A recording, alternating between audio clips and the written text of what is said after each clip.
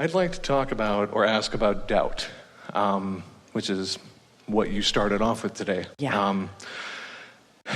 My set point seems to kind of hit right around 13, right around doubt.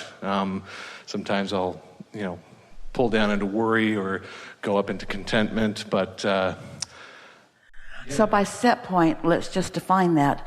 The place I often hang around, the place where my momentum commonly leads me, the thoughts that I continue to think. So my basis of belief hangs around there. Did you hear all the different ways of framing it? Mm-hmm. Yeah. Even so much to the point where when I try to do Abraham work, I'll try and reach for a better feeling thought, but immediately I'll have this feeling of, nope, can't do that. Nope, that's not going to work. Nope. And I can't get past that knot. Well, have you been listening to us for a little while? Because Quite a while.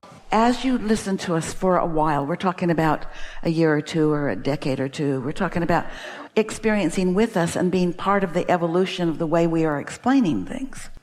So the emotional guidance scale, that's what he's referring to. There was one on your chair when you came into the room. That was a way of helping you to understand that there is a non-physical version of you, your inner being, and there is a physical version of you, and that the vibrational way you play with or against each other is what those emotions are all about. It explains what your guidance system is. How in alignment with what my inner being knows am I, or how not in alignment am I? It was a good basis. And then for a while, we were showing you how to move up the emotional scale.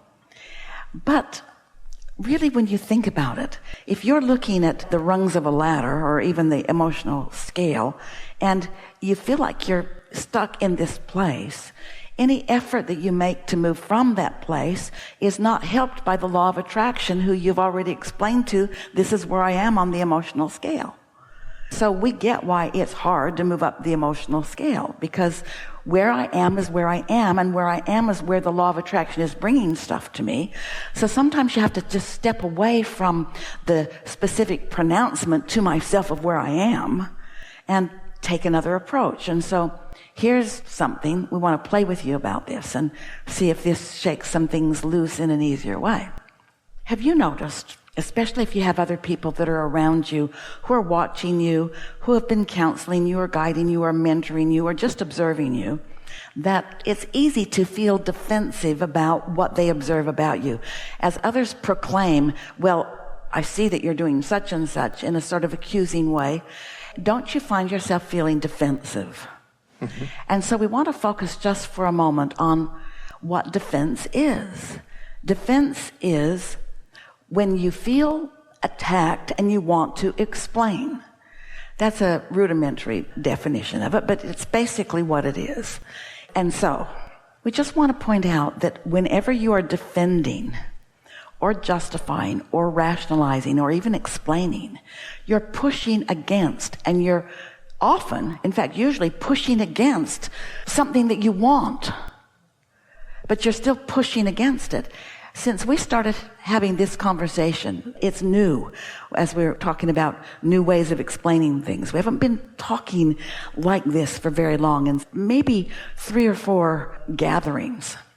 As Esther started hearing us talking about whenever I am defensive or justifying, whenever I'm defensive, it's usually because I have an opinion that I think I need to defend. Well, why would you feel like you need to defend your opinions? Because you worked hard to get them. You didn't make this stuff up. You saw something happen and you didn't like it, and you formed a reasonable opinion about how it came to be. And so your opinions, while they are almost always pushing against something, never help you, because they just lock you in right where you are. Someone said to Esther the other day, someone who was having a sort of struggle with important people in her life. About 2 hours into our argument, neither one of us could remember how it got started. because it just becomes about defending yourself in whatever way you can. And then you bring another thing and another thing and another thing and another thing and another thing and another thing until it seems like everything in your life is messed up when it really isn't. So that defensive stance does not help. So this is the very simple premise of a new approach that we're wanting to offer to you. Whenever you find yourself in the middle of negative emotion, call it doubt if you want to, doesn't matter where it is on the scale, stop and say to yourself, I'm defending an opinion. What is my opinion? Well, my opinion is I can't do it. Or if I was going to do it, I probably would have already done it. Or maybe I'm not supposed to do it. Or I did it and it didn't really work. In other words, you have opinions about where you are. And since the opinion is always pushing against, and it is never in alignment with what your inner being is thinking about the same thing, if you'll just stop and say, never mind my opinion, because that's not helpful, what do I intend? And in the moment that you say, my opinion is this, but never mind that, flick it off. Sooner the better, flick it off. What do I intend? When you make your statement of intent, it clears right up. And it does not take very much on that subject that keeps bringing doubt before you've got a different momentum going and a different point of attraction that is giving you different beliefs about yourself, because things begin to change right away.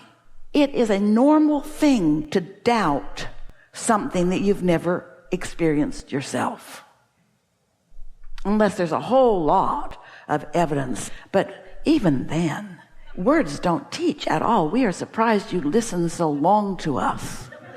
Words do not teach. It's only life experience that shows you. And so as you apply a little different technique, that resonated with you. We felt it happening as we were having the conversation. So when you're in the middle of an opinion, you'll find yourself, we're offering a word that probably doesn't even exist, but we like to make it an action word and a now word, opinionating.